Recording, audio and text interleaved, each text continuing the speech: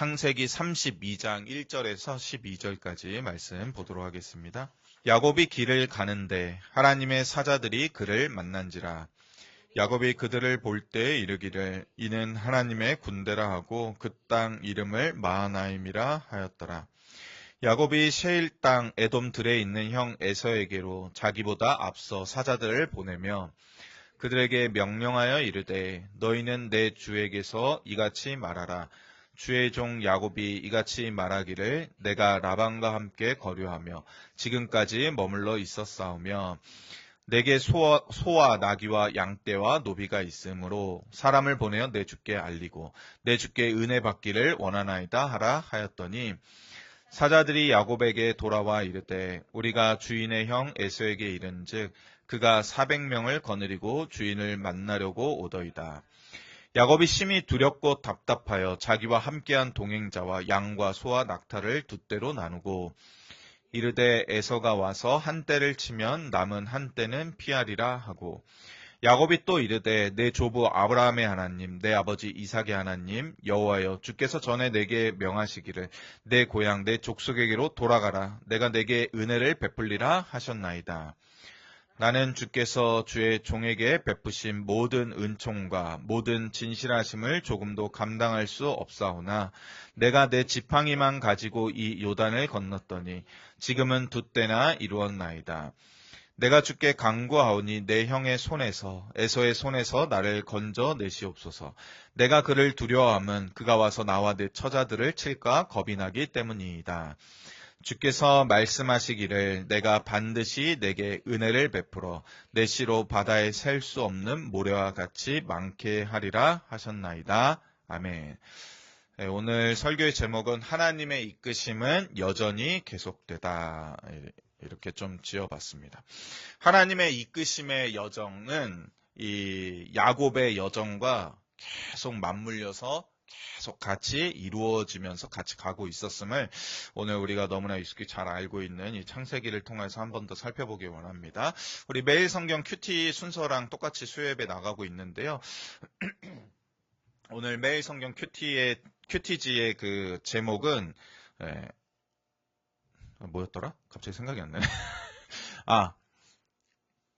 에서를 만날 준비하는 야곱이었나? 지금 생각이 안 나네. 하여튼 그런 제목이 있는데 저는 좀 제목을 좀 바꿔봤습니다. 그래서 야곱이 에서를 만날 준비를 하다. 여기에서 하나님의 이끄심의 여정은 여전히 계속되다. 이렇게 좀 바꿔봤습니다. 그래서 우리는 그 초점을 야곱이 뭘 하고 있는가, 뭘 이렇게 좀 준비하고 대비하고 있는가에서 하나님은 그때 무엇 하고 있는가로 그 초점을 옮겨서 좀 이렇게 더 멀리 더 위에서 본다고 좀 생각하시면 좋을 것 같아요. 야곱은 이제 정착하는 삶을 살고자 애씁니다. 더 이상 도망자의 삶, 방황하는 삶이 아니라 이제 그 모든 방황과 도망을 끝내고 완전히 정착하는 삶을 꿈꾸게 됩니다. 그가 이렇게 고향으로 돌아가서 정착하는 삶을 꿈꿀 수 있었던 이유도 여호와 하나님께서 그리 해주시겠다는 약속이 있었기 때문이고 그가 도망자로 갈 때 그 베델에서 하나님이 그를 만나 주셨기 때문이죠. 이제 야곱은 자신의 도망자로서의 인생을 마무리하고 자기의 고향집으로 돌아가 그곳에서 완전한 정착을 이루고자 합니다. 이러한 모습은 우리 신앙인 나그네로서 이 땅을 살아가는 신앙인의 모습과도 유사하다고 할 수 있습니다. 그런데 이러한 그의 인생의 여정에 이 야곱에게는 이제 마지막 가장 큰 관문이 하나 남아 있었죠. 그것은 바로 자신을 미워하여 죽이고자 하는 그 형 에서와의 대면입니다. 시간이 수없이 많이 흘렸지만 여전히 그 형으로부터 미움을 받는다는 사실이 그에게 큰 두려움이 됐습니다. 왜냐하면 장자의 축복권을 속여서 취해갔다는 것은 그만큼 분노를 일으킬 만한 것이라는 사실을 야곱도 너무나 잘 알았기 때문이죠. 그렇기 때문에 야곱은 지금 10년, 20년이라는 시간이 지났지만 여전히 형 에서에게 완전한 용서를 구하여 자기 자신을 형 에서가 받아들여 주기를 참 간절히 원하고 있는 장면이 여기에 나옵니다. 만약에 이것이 이번에 해결되지 않는다면 이렇게 시간이 많이 지나고 하나님이 나를 정착하는 삶으로 고향으로 돌아보내주는 이 과정 가운데서도 이게 해결되지 않는다면 이제 나는 더 이상 고향에 가서 정착하지 못하겠구나 하는 그러한 각오, 그러한 어떠한 준비가 아마 되어 있을 겁니다. 다시 도망자의 인생을 살아야 하나? 그런 두려움도 그에게 있었겠죠. 그런데 만약에 그가 다시 도망자의 인생을 산다면 이제 갈 수 있는 곳이 남아있지 않았거든요. 라반의 집으로도 다시 못 가고. 그렇다고 해서 애굽으로 갈 수도 없고 이제 어디로 가겠습니까? 사실 완전 사면초가가 된 상태죠.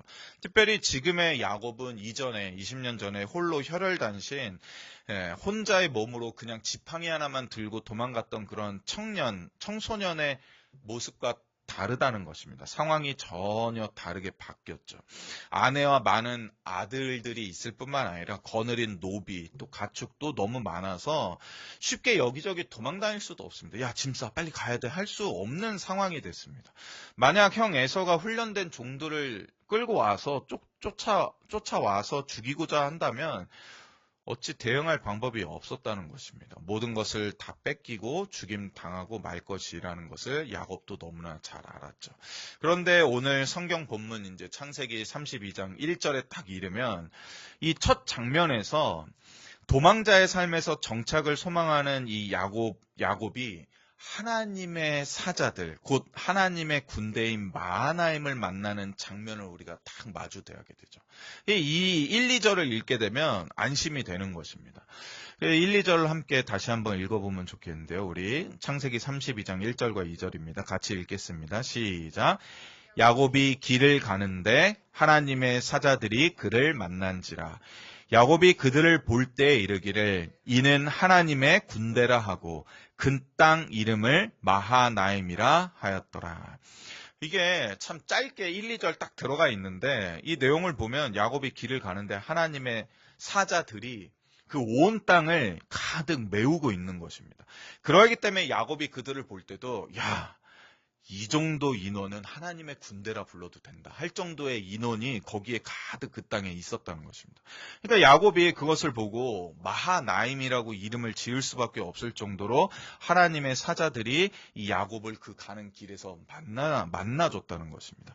이것은 무엇을 의미하냐면 그 야곱의 지금 고향으로 돌아가는 길에 야곱은 몰랐는데 그 앞서 하나님의 군대가 이 보디가드가 되어서 야곱의 가는 길을 앞서 열어가고 있고 또 야곱이 가는 길에 이 하나님의 군대가 주변을 쫙 둘러싸서 호위해주고 있는 모양을 지금 띄는 거거든요. 그래서 마치 한 나라의 이 대통령이 이렇게 길을 갈 때 앞뒤로 경찰차 막 군인들 해갖고 이렇게 둘러쓰고 호위하면서 가는 그러한 모양을 생각해 보면 좋습니다.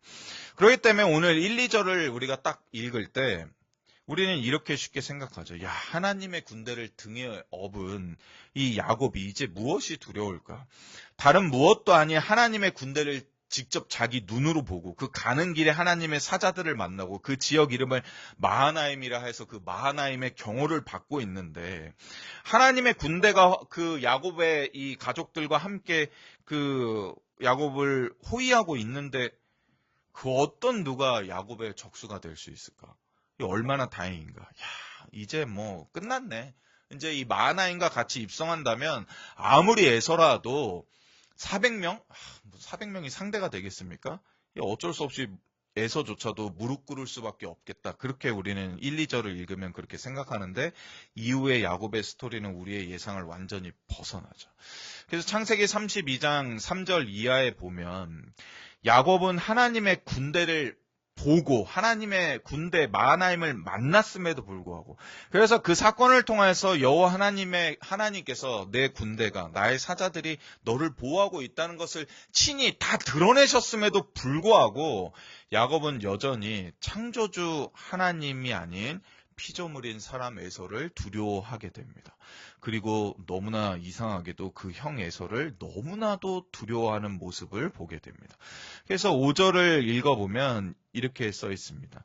나에게 소와 나귀와 양떼와 노비가 있으므로 사람을 에서에게 보내요. 내 주 에서에게 알리고 내 주 에서에게 은혜 받기를 원하나이다 하라고 그 종들에게 시키는 장면입니다. 지금 5절에서 야곱이 에서를 향해 이 하는 주된 행동 세 가지를 살펴보면 에서에게 사람을 보내죠. 이는 마치 자기의 철저한 항복을 적국의 이 왕에게 알리는 그러한 항복 사절단을 보내는 모습과도 같다는 거죠. 나 항복입니다. 나 싸울 의사 없어요. 그러니까 이 사절단, 항복 사절단 좀 받아주세요.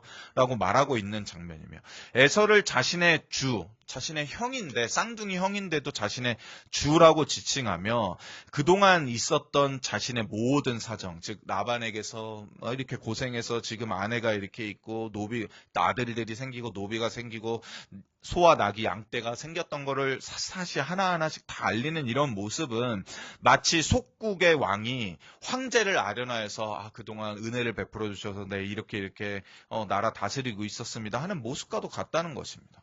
그리고 그 두 가지를 통해서 야곱이 에서로부터 얻고자 했던 게 무엇이었냐면 바로 내 형, 내 주 에서에게 은혜 받기를 원한다고 간절히 구하고 있는 이 세 가지 모습을 볼 때 과연 이러한 야곱의 모습이 방금 전에 하나님의 사자들, 하나님의 군대, 마하나임을 만난 참으로 하나님의 택한 백성의 모습인가? 이런 의문이 들게 되죠. 전혀 아닙니다. 이렇게까지 비굴하며 처참하며 참담하게 해야 되나? 아니 이렇게 용기가 하나도 없을 수 있을까? 이러한 야곱의 모습은 도리어 신앙인들에게, 즉 마하나임을 보았고 만났다고 말하는 이거를 아는 신앙인들에게 있어서는 또 다른 실망을 안겨주는 장면이죠. 우리는 이렇게 쉽게 생각합니다. 지금 야곱이 아련해야 할 대상은 하나님이지 왜 에서를 아련하려고 해? 아니 이럴 때는 더욱더 여호와 하나님께 매달려야지, 우리는 이렇게 생각하죠. 그게 너무나 다 당연하다는 것입니다. 나의 모든 처지, 야곱의 모든 처지를 다 이미 아시며 모든 상황을 다 아시는 하나님께 더 나가서 매달리고 그분께 붙잡고 기도하며 담대함을 얻어 나아가야 할 텐데, 우리는 신앙이라는 것이, 믿음이라는 것이 그렇다고 배웠으며 그렇게 알고 있죠. 그런데 야곱의 지금 이 정반대의 행동은 너무나 이해가 되지 않는다는 것입니다. 그리고 바로 이어지는 6절 이하의 야곱의 이 반응 때문에 우리는 또다시 실망하게 되죠. 6절에 이렇게 써 있습니다. 사자들이 야곱에게 돌아와 이르되 우리가 주인의 형 에서에게 이르렀는데 그가 400명이나 되는 종들을 거느리고 주인을 만나려고 옵니다. 그러니 이 얘기를 들은 야곱이 벌벌벌 떨면서 7절에 이르면 심히 두렵고 답답하여 라고 나오고 있습니다. 야곱이 현재 느끼는 그의 이 두려움과 마음의 답답함을 우리도 굴곡진 인생을 살아왔기 때문에 어느 정도는 충분히 이해하고 납득할 수 있습니다. 또 지금 야곱이 얼마나 절실한지 또한 너무나 잘 알고 있기 때문에, 또 모든 것을 다 잃을 수 있다는 그 공포가, 그 두려움이 얼마나 그를 짓누르며 압박하고 있는지도 충분히 상상해 볼 수 있기 때문에 우리가 야곱의 이러한 답답함과 두려움을 이해 못하지는 않습니다. 그런데 그렇다 하더라도 여호와 하나님의 약속의 말씀에 대해서 지금 까맣게 다 잊어버린 채, 오직 눈앞에 보이는 상황과 현상에 매몰된 채 또다시 이전의 야곱으로 돌아가서 육적인 방법으로 살 길을 찾는, 즉 자신의 지혜와 처세술로 이 문제와 난관들을 풀어보려고 애쓰는 이 야곱의 모습, 즉 두렵고 답답할 때 한 번 더 기도하고 한 번 더 하나님께 매달리는 게 아니라 미치겠네, 그러면 이 방법밖에 없는 것 같다, 나와 함께한 사람을 두 때로 나누자. 그래서 내가 덜 사랑하는 한때는 앞서 보내고 내가 사랑하는 남은 한때는 나와 함께 여기 있다가 에서 형이 그 앞에 한때를 치면 그래 남은 것이라도 갖고 내가 도망가리라 하는 이러한 모습을 보면서 저도 이런 생각을 합니다. 야곱은 왜 단 하나도 성장하지 못한 걸까? 야곱은 왜 이렇게도 하나도 나아지지 않는 모습을 보이는 걸까? 위기 때가 찾아올 때마다 왜 다시 육체적으로 세속적으로 믿음이 없는 불신앙의 모습으로 돌아갈까? 이런 생각을 하게 됩니다. 그런데 이러한 의문이 들 때 이 창세기의 저자는 9절 이하를 쓰면서 우리에게 좀 반전인 내용을 드러내거든요. 9절 이하를 제가 읽어드리겠습니다. 야곱이 또 이르되 내 조부 아브라함의 하나님 내 아버지 이삭의 하나님 여호와여 주께서 전에 내게 명하시기를 내 고향 내 족속에게로 돌아가라 내가 내게 은혜를 베풀리라 하셨나이다.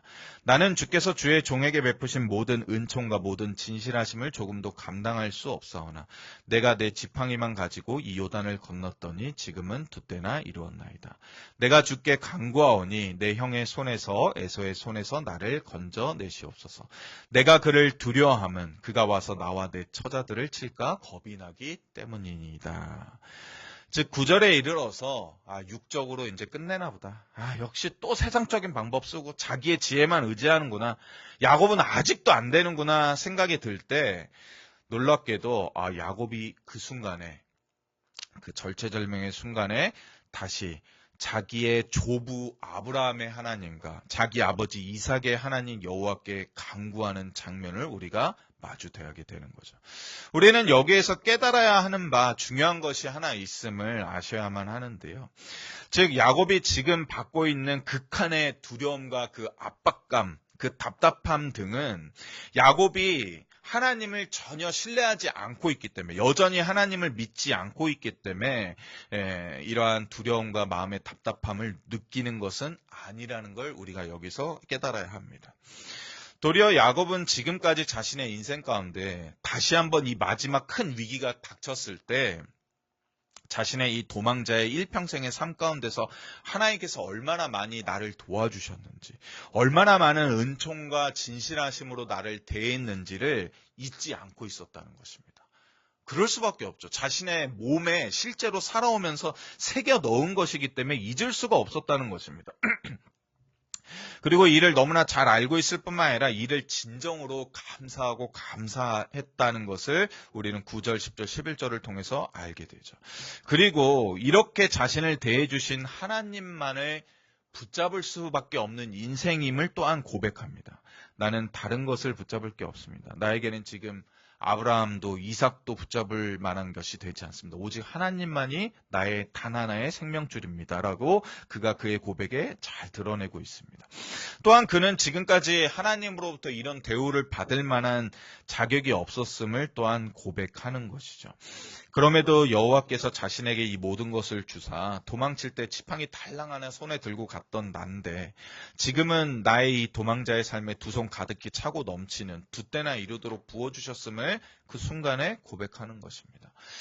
지금 그가 받고 있는 심한 중압감과 두려움은 그러하기 때문에 20년 전에 그냥 홀로 생명을 잃을까봐 도망가면서 느꼈던 그러한 두려움이 아니라 여호와께서 지금 자신의 인생 가운데 쏟아부으셨던 이 모든 것, 즉 자기가 이제 책임을 져야 하는 위치에 있음을 자각한 대표로서 받는 중압감이죠. 즉 한 가정의 가장이고 아내, 남편이자 자녀들의 아버지이자 또 이 공동체의 리더로서 수많은 노비들과 이 소떼, 양떼 이 모든 것을 책임져야 하는 리더로서 받는 엄중한 스트레스임을 우리가 깨닫습니다. 그래서 변했다는 거죠. 변했다는 거. 즉 그는 이제 나만이라도 살아야지. 그래, 나 다시 시작하면 되지. 다 버려. 그 밤 몰래 혼자 도망가는 그렇게 살 수 없었다는 것입니다. 그러한 위치에 자기가 있지 않음을 스스로 너무나 잘 알고 있었다는 것입니다. 그렇기 때문에 그가 거느리고 있는 이 공동체의 존속에 대한 철저한 책임감에서 느끼는 괴로움과 숨막힘과 답답함을 그는 피하지 아니하고 오롯이 그 자신이 지금 받고 있는 그러한 상황 가운데 놓여 있는 것이죠. 근데 이게 어떻게 연결됐냐면 이전에 어머니 리브가와 모의하여 눈이 어두운 아버지 이삭을 속이고 장자의 축복을 받고자 했을 때 이 야곱이 머리가 나쁜 사람이 아니거든요. 머리가 아주 비상한 사람이에요. 그래서 아니 나는 털이 없고 이 냄새도 다르기 때문에 아버지가 분명히 내 매끈매끈한 팔을 만질 때 내가 동생 야곱인 걸 대번에 알게 되면 그럼 나는 축복은 고사하고 저주받을 텐데 어떻게 하지? 할 때 그 어머니 리브가가 창세기 27장 13절에서 이렇게 얘기하거든요. 어머니가 그에게 이르되 내 아들아 너의 저주는 나에게 즉 리브가에게 돌리고 그냥 너는 내 말만 따라서 가서 해. 라고 했을 때와 지금 전혀 다르게 지금 자신이 마치 저주와도 보이는 자기에게 쏟아지는 저주와도 같아 보이는 이 상황을 다른 사람, 심지어 그래 20년 전에 이 저주가 어머니가 받는다고 했으니 하나님 어머니한테 돌리세요. 이렇게 하지도 않고 오롯이 자신이 감당하고자 지금 오히려 몸부림치는 리더의 모습을 그가 보이고 있다는 데까지 우리가 나아가야 하는 것입니다. 그런데 그렇다 하더라도 그가 감당할 수 있었냐? 아니요. 감당할 수 없었습니다. 그가 아무리 그러한 책임의 위치에 올랐다는 걸 스스로 자각하고 야 이거는 내가 물러서면 이제 우린 다 죽는 거야 라는 위치에 있는 걸 알고서 그거를 못 견뎌 하면서도 어떻게든 해보려고 하는 위치에 있었다 하더라도 그는 이것을 단 하나도 감당할 수 없었습니다. 그래서 야곱은 자신의 하나님 여호와를 찾는 장면인 것입니다. 그분께 기도하여 간구하는 것입니다. 그리고 너무나 다행스럽게도 여호와께서 그때 친히 야곱에게 즉시로 응답해 주십니다.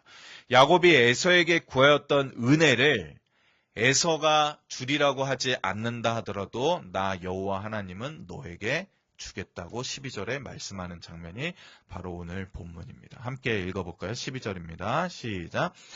주께서 말씀하시기를 내가 반드시 내게 은혜를 베풀어 내 씨로 바다에 셀 수 없는 모래와 같이 많게 하리라 하셨나이다. 에서는 지금 만약에 너를 용서해 준다면 너의 처와 너의 자식들의 목숨, 너의 노비와 너의 소나 양떼들의 목숨을 한 세대 정도 살려주는 정도의 은혜를 주겠지만 나 여호와는 그 이후로 천대에 이르도록 내가 계속해서 네게 은혜를 베풀 것이다. 그래서 너의 씨로 바다에 셀 수 없는 모래와 같이 많게 하리라. 그래서 결국에는 야곱의 12 아들들을 통해서 수백만의 이스라엘 백성들이 이스라엘 새로운 나라가 생겨지고 그 안에서 우리가 가장 바라던 예수 그리스도가 이 땅에 오시는 것이죠. 우리는 이 같은 하나님의 응답에서 야곱을 향한 하나님의 이끄심의 여정이 단 한 번도 쉬지 아니하였음을 깨닫게 됩니다. 그리고 여기서 그치는 것도 아니라 야곱이 죽은 이후에도 하나님의 그 여정은 앞으로도 영원히 계속 이어지게 될 것을 확신하게 되죠. 야곱의 씨가 바다에 셀 수 없는 모래와 같이 많아질 때까지 하나님은 단 한 번도 쉬지 아니하실 거라는 것입니다. 그리고 야곱이 에서를 만날 준비를 한 것이 아니라 이 본문을 통해서 우리가 깨닫는 바는 뭐냐면 야곱이 어떻게든 형 에서를 만나서 형 에서의 마음을 풀어보려고 정말 노력하고 애쓰고 있구나. 그래 신앙인이라면 과거에 자기의 잘못에 대해서 화해하고자 야곱만큼 애를 써야지 하는 그런 도덕적인 메시지가 아니라 야곱이 에서를 만날 준비를 하는 것처럼 보였는데 실상은 여호와께서 자신의 택한 자 야곱을 위하여서 에서를 만날 수 있도록 다 만들어 놓으시고 준비하셨다는 것을 도리어 여기서 깨닫게 되는 거죠. 하나님이 이 정도까지 일해 놓으시고 준비하시고 예비해 놓으셨기 때문에 이 야곱이 에서의 400의 종들을 끌고 오는 그 모습 가운데서도 도망가지 아니하고 결국에 그 형 에서와 만나 화해할 수 있었구나를 깨닫게 되는 것입니다. 우리는 이때 감사하게 되죠.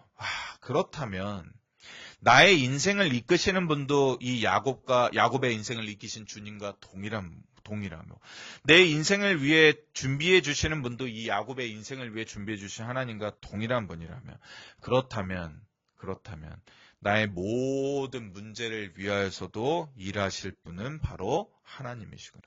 내가 일하는 것 이상으로 비할 수 없이 나를 위하여 일하시는 분이구나. 그리하여서 2000년 전에 예수 그리스도를 우리에게 주셨고 그 이후의 인생 가운데 남은 우리의 인생 가운데서도 여전히 우리와 함께 그 여정을 이끌어 가시며 도와주시는 분도 바로 하나님이시구나를 깨닫게 되며 다시 한번 그분께 나의 모든 것을 기도 제목으로 내어놓고 간구해야 되겠다 하는 기쁨의 자세가 생기는 것입니다. 그분은 오늘도 내가 감당할 수 없는 은혜로 나를 채우시는 분이며 나의 삶을 이끄시는 분이구나 하는 확신 가운데 우리를 이끌어두는 본문이라는 것입니다. 우리는 그래서 깨달아야 하는 것입니다. 하나님의 이끄심의 여정이 오늘도 우리의 삶과 함께 합니다. 사람의 눈치를 보며 때때로 신앙인의 모습 답지 않은 그러한 자세로 살아가는 듯한 그러한 나의 모습에 실망할 때조차도 그때에도 하나님은 우리를 포기하지 아니하신다는 것입니다. 때때로 내 지혜와 내 처세술, 내 이러한 어떠한 삶의 경험들을 가지고 문제를 해결하려고 할 때조차도 하나님은 미리 또 이후에도 계속해서 우리의 문제와 함께 하시며 그것을 풀어가려고 우리를 이끄시는 분이라는 사실을 우리는 깨달아야 합니다. 그러하기 때문에 신앙인들이 때때로 어떠한 문제 앞에 두렵고 답답함을 느끼는 것은 그것은 신앙이 잘못됐다는 반증은 아닌 것입니다. 두려움을 느끼는 것 자체가 문제라고 말하는 사람도 있지만 우리가 두려움을 느끼고 답답함을 느끼고 괴로움을 느끼는 것은 오히려 우리가 이전에 모든 것을 그냥 편하게 다 버려두고 포기하면 되지 했던 데에서 이제는 그래, 내가 그래도 하나님의 사람으로, 내가 리더고, 내가 그래도 예수 그리스도의 제자로서 내가 그래도 할 게 있지 하는 자세로 바뀌었다는 것을 드러내는 오히려 반증이라고 좀 여겨주셨으면 좋겠습니다. 그러니 오늘 심히 두렵고 답답함을 느낄 때 그러한 것을 하나님께 또 내려놓고 오늘도 나의 인생을 도우시고 이끄시며 나와 함께 이 인생의 여정을 함께 걸어가시는 그 하나님께 다시 한번 기도하며 나아갈 수 있었으면 좋겠습니다.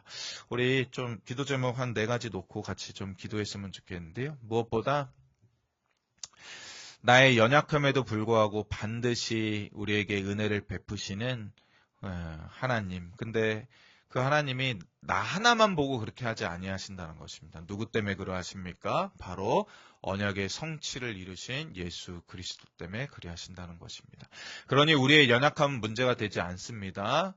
우리 안에 계시며 우리를 품으신 예수 그리스도 때문에 하나님은 오늘도 우리에게 은혜 베푸실 것입니다. 그러니 우리가 오늘도 그리스도를 붙잡고 하나님 앞에 은혜를 담대하게 구할 수 있게 해달라고 기도하시고 우리가 지금 우리를 작은 교회 공동체, 가장 작은 교회 공동체인 가정으로 묶어주시고 또 하나무리 교회 공동체로 묶어주신 이 하나님께서 우리에게 주시는 사명과 본분을 또 잘 감당할 수 있도록 야곱이 그 리더로서 겪었던 중압감을 주님 앞에 하나님 앞에 다 내어놓으며 이조차도 책임져 달라고 기도했던 것처럼 우리의 가정과 우리 공동체에 하나님께 온전히 의뢰하는 우리 될 수 있도록 기도해 주시고 무엇보다 날마다 하나님의 은혜 구하는 인생 되게 해주십시오 라고 기도하고 우리 마지막으로